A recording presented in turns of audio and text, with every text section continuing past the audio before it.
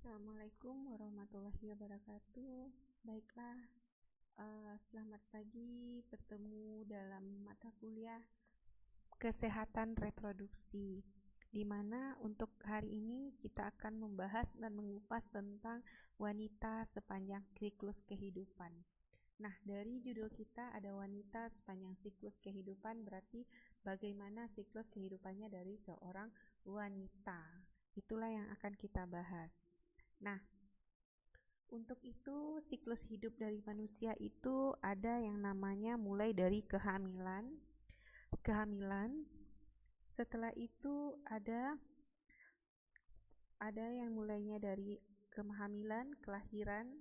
Nah, kehamilan, kelahiran sampai anak-anak, bayi, anak-anak, remaja, dewasa, sampai nanti ada lansia. Nah, itulah namanya perkembangan siklus dari hidup dari manusia. Kalau seandainya tidak ada tumbuh kembang seperti ini, maka tidak ada kehidupan dari seorangnya wanita.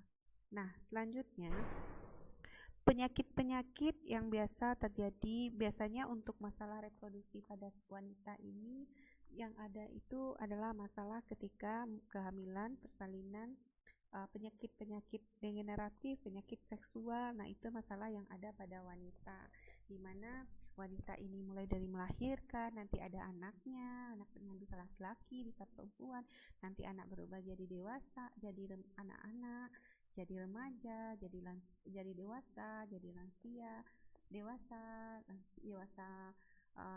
lansia, baru itulah kehidupan dari seorang wanita. Nah, untuk mendapatkan siklus hidup manusia ini, kita harus adanya yang namanya pertumbuhan dan perkembangan. Nah, untuk pertumbuhan itu sendiri apa sebenarnya?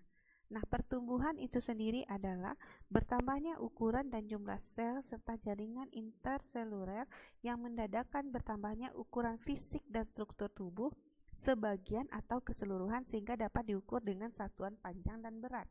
Jadi yang dapat diukur dengan satuan panjang dan berat itu disebut dengan pertumbuhan. Contoh pertumbuhan apa? Nah, contohnya misalnya adalah bayi. Ketika bayi lahir, maka akan diukur nanti berapa berat badannya, berapa panjang badannya, lingkar kepalanya. Nah, setelah nanti berubah jadi anak-anak, bayi berkembang menjadi anak-anak, maka dia juga akan diukur berapa pertumbuhannya. Nah, itu disebut dengan pertumbuhan. Jadi, pertambahan dari pertumbuhan bayi, pertambahan dari bayi itu sendiri disebut dengan pertumbuhan, yang mana pertambahannya itu dengan penambahan berat badan, tinggi badan, begitu. Itu contohnya. Ada lagi perkembangan. Apa lagi perkembangan? Nah, kalau perkembangan ini bertambahnya struktur dan fungsi tubuh yang lebih kompleks dalam kemampuan gerak halus, emosi, bicara, bahasa, serta sosialisasi dan kemandirian. Nah, ini contohnya dapat kita lihat dari gambar yang ada di slide ini, bahwa dari bayi. Nah, bayi ini dia awalnya hanya bisa menangis saja. Setelah itu bayi nanti bisa dia mulai bergerak, setelah itu dia bisa mengenali orang tuanya, bisa dia berjalan, bisa berdiri, bisa ketawa. Nah, itu disebut perkembangan. Itulah yang namanya perkembangan. Nanti setelah jadi bayi dia akan berkembang, nanti jadi anak-anak, udah bisa jalan sendiri, udah bisa makan sendiri. Nah, begitu. Itulah perbedaan antara pertumbuhan dan perkembangan. Nah, pertumbuhan dan perkembangan ini terjadi apabila adanya terdapat korelasi yang berkesinambungan. Jadi adanya kesinambungan, adanya potensi biologis yang menentukan kualitas tumbuh kembang. Jadi kalau baik tumbuh kembangnya itu akan bagus. Nah, kayak anak bayi, kalau anak bayi itu lincah, aktif, maka tumbuh kembangnya akan lebih bagus. Nah, setelah itu tingkat kematangan biologis merupakan hasil interaksi yang saling berkaitan antara faktor genetik dan lingkungan. Itulah pertumbuhan dan perkembangan yang terjadi dengan stimulan. Setelah itu, ciri-ciri dari tumbuh kembang di sini, yang tumbuh kembang ini apa ciri-cirinya?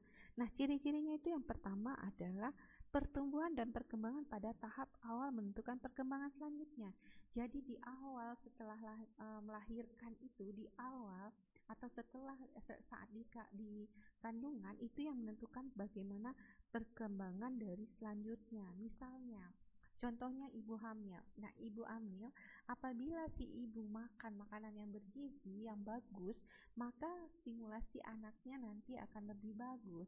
Tapi sebaliknya, apabila ibu ketika hamil itu suka makan makanan yang banyak mengandung MSG, nah gitu, nanti ada akan akibat yang timbul ke anaknya. Nah, begitu. Contoh yang lainnya, misalnya ketika anak kita berikan makan.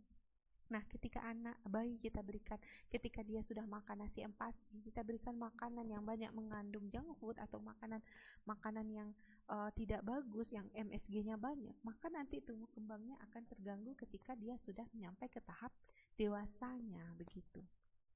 Nah, selanjutnya untuk perkembangan ini